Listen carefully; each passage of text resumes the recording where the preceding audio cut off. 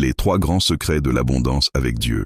Aujourd'hui, nous allons parler d'un sujet que beaucoup désirent, mais que peu comprennent réellement.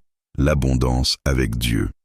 Dans Évangile, selon Jean 10:10, Jésus dit « Je suis venu afin que les brebis aient la vie et qu'elles soient dans l'abondance. » Dieu ne veut pas que tu survives.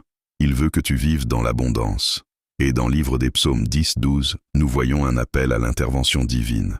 L'abondance n'est pas simplement matérielle, elle commence par l'action de Dieu dans ta vie. Quand Dieu visite ton travail, c'est un signe d'abondance. Quand Dieu visite ta maison, c'est un signe d'abondance. Quand Dieu visite ton esprit, ta destinée change. Mais l'abondance n'est pas automatique. Elle suit des principes spirituels. Voici les 3 grandes clés pour vivre l'abondance avec Dieu. 1. La présence de Dieu. La première clé, et la plus importante, c'est la présence de Dieu. Sans la présence de Dieu, il n'y a pas d'abondance durable. On peut avoir de l'argent sans Dieu, mais on ne peut pas avoir la paix, la stabilité et la bénédiction durable sans lui. La présence manifeste de Dieu signifie le chercher dans toutes choses, lui demander conseil, lui soumettre ses décisions. Mais pour expérimenter sa présence, il faut craindre Dieu. Craindre Dieu, ce n'est pas avoir peur, c'est détester le mal, fuir le péché, faire le bien, chercher la paix, vivre dans la repentance. L'abondance commence par une vie alignée. Ensuite, l'ordre divin de l'abondance est important. Dieu en première position, la santé, les bonnes relations. L'argent, beaucoup inversent l'ordre. Ils mettent l'argent avant Dieu. Mais quand Dieu est en première position, tout le reste s'aligne. 2. Le travail. Deuxième clé, le travail.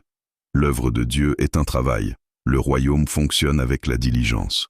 Dans le livre des Proverbes 14:23, il est écrit « Tout travail procure l'abondance ». Il ne peut pas y avoir d'abondance sans effort. Même Jésus a travaillé.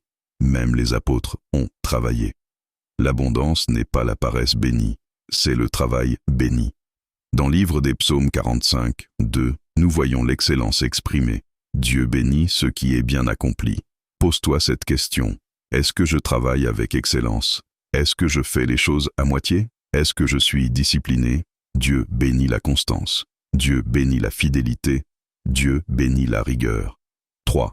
La semence. Troisième clé, la semence.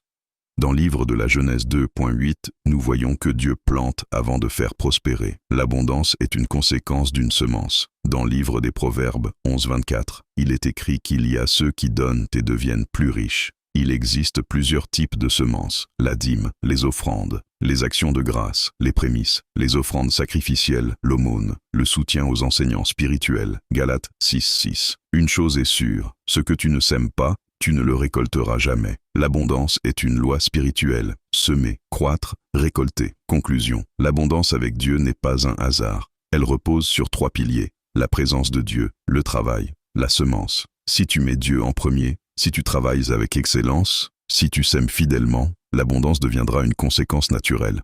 Si ce message t'a parlé, écris « abondance » en commentaire. Abonne-toi maintenant à Holy Story pour ne manquer aucun enseignement puissant. Active la cloche. Partage cette vidéo avec quelqu'un qui prie pour un changement financier et spirituel. Et souviens-toi, l'abondance commence par l'alignement avec Dieu.